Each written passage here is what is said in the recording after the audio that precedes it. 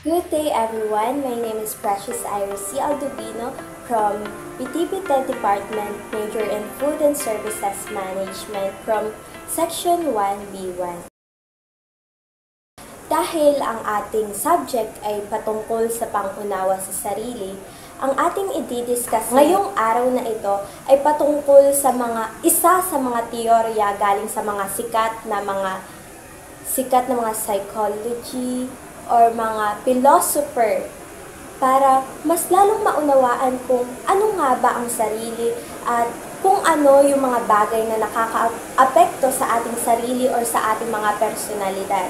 Isa sa mga taong may malaking ambag sa ating history ay si Sigmund Freud, kung saan siya ang founder ng psychoanalysis at siya rin ang nakadevelop ng konseptong id, ego at superego na kung saan ay ating tatalakayin ngayon.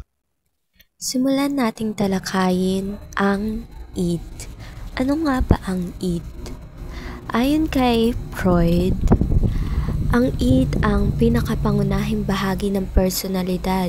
Ito ay ang naglalaman ng mga desire or pagnanasa at mga pleasure na gusto lamang ng ating katawan.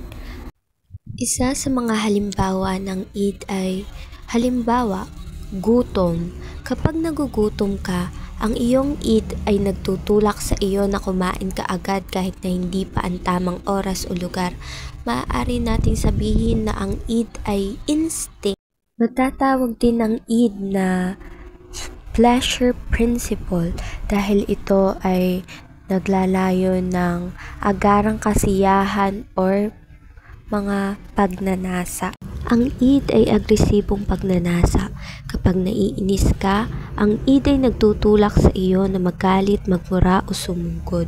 Tandaan na ang id ay isang hindi malay na bahagi ng personalidad at ito ay hindi moral, kung kaya't hindi nito naiisip ang tungkol sa tama o mali, basta't masiyahan siya at mapunan ang mga pagnanasa nito. Ngunit sa kabila na ang id ay hindi moral, ang id ay mahalaga sa ating personalidad dahil ito ang nagtutulak sa atin na kumilos at mag-explore. Gayunpaman, dapat nating matutunan na kontrolin ang id dahil ang pagsunod sa mga pagnanasa nito ay maaaring humantong sa mga negatibong kahihinatnan.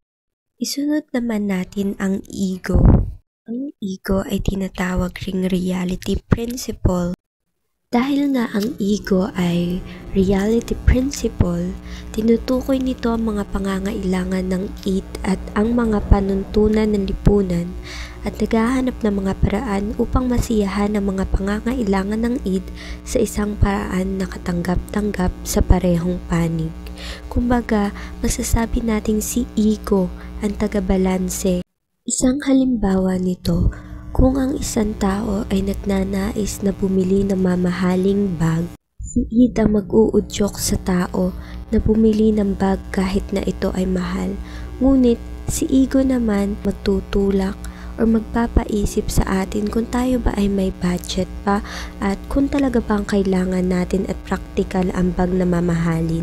Dumako naman tayo ngayon sa panghuling bahagi.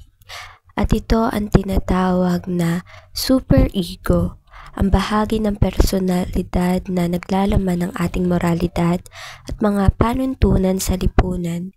Ito ang ating panloob na konsensya o tinatawag ding moral compass. Si id ang nag-uudyok sa atin na punan ang ating mga pagnanasa at kung si ego naman ang nagbabalanse, ngayon si superego naman ang nagsasabi sa atin kung ano ang tama at mali. Ang superego ay nabubuo mula sa mga panuntunan at halaga na natutunan natin mula sa ating mga magulang, guro at lipunan. Isa sa mga halimbawa ng superego ay isang tao na gustong magnakaw. Ang id ng tao ay nagtutulak sa kanya na magnakaw, ngunit ang kanyang superego ay nagsasabi sa kanya na mali ito at hindi ito tama. Mahalagang tandaan na ang superego ay isang hindi malay na bahagi ng personalidad. Hindi natin namamalayan ang mga panuntunan at halaga nito. Ang superego ay maaaring maging masyadong mahigpit.